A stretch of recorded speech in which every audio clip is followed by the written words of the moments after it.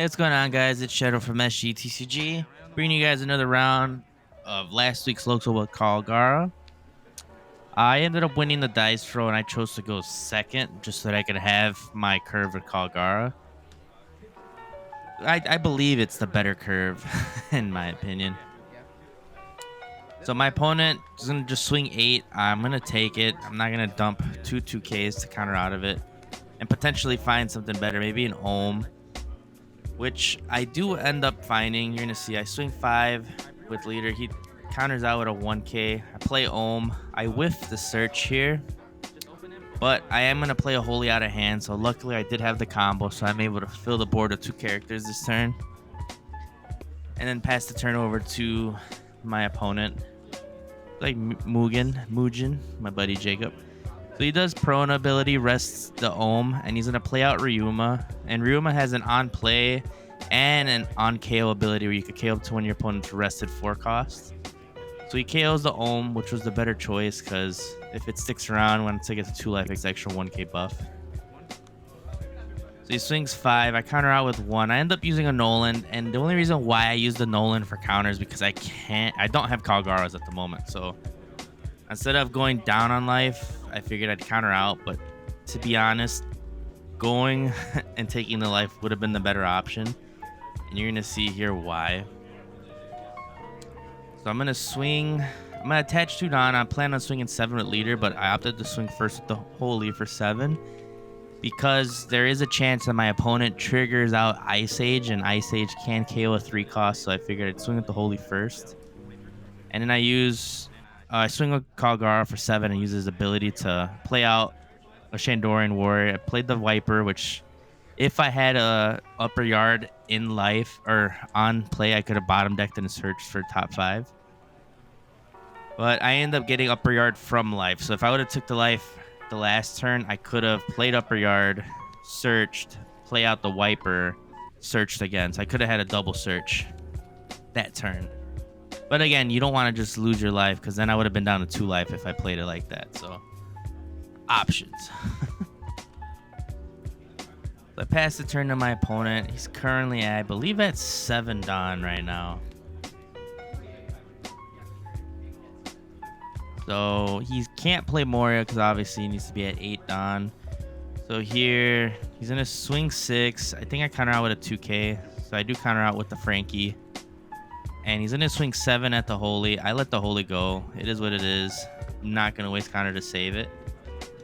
And then he plays out a Sabo. He's going to draw 2 Trash 2. Now his whole board has immunity. But in this deck, I got the deck list from my buddy Johnny Tsunami.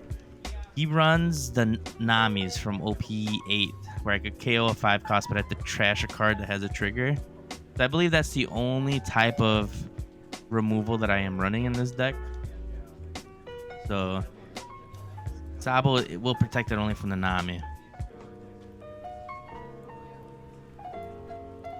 So here I'm trying to figure out what to do because I want to play out a Kalgara. I have another Nolan in the hand. That's why I countered out with the first Nolan because I have 2. So I wasn't afraid of countering out with 1.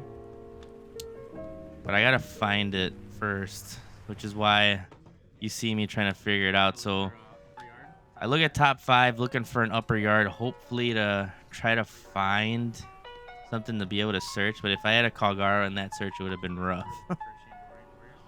So I end up looking at the top 5 again with the upper yard. I played it over the other one. I grabbed the Viper.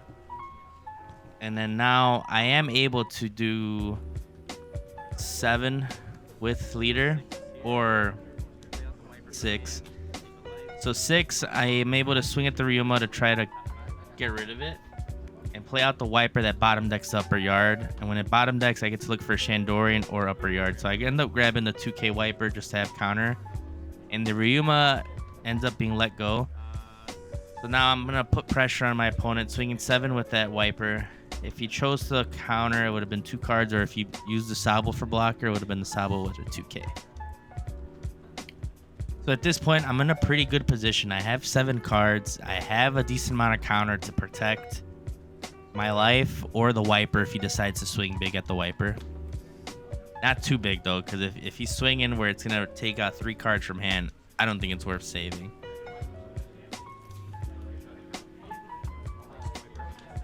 So he rests the 2k Wiper, which is the 4 cost. Perona is able to rest only up to a 4 cost. And this is where I figured he was potentially going to play out another Ryuma, since he chose to rest the 4 cost. But he ends up swinging 7 at the Wiper. Again, I could opt to saving it if I really tried. He's got 6 Dawn left, so he could have swung at it again for another 7 with the Sabo, but I just decided to let it go. As long as my 7k Wipers stay on the board, I can put a lot more pressure on him. And he ends up playing another Sabo. He has 2 Dawn left, which you're going to see him contemplate on whether he's going to attach and swing with the Sabo. He could potentially have some type of counter, which I'm not too sure what he could have. But he's going to opt to just pass the turn, playing it safe. I'm not sure if he has a searchable Otama where he could search something, but he's going to lose out on a 2k that way. So I pass this to me. I believe now I find the Kalgara, which you're going to see me do a leader ability to play him out.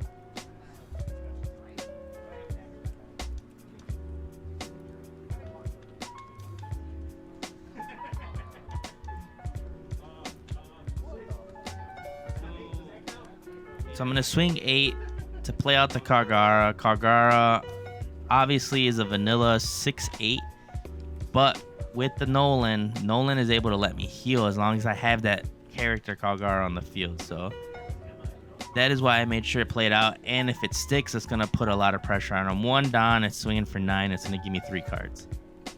So here, he's going to give me 3 cards to get out of this 8k swing. He could have gave me a Sabo, but I think he was opting to try to keep the board so that next one he could swing out. And here I'm going to swing 7. And he's going to take this life. And I'm going to swing 7 again, and he gives me 3k. And I'm going to tap 5 and play out the Nolan. Since the character's there, I heal 1, putting me back up to 2 life. And I have 2 Dawn up, which is for counter events. I do believe I have the 1 cost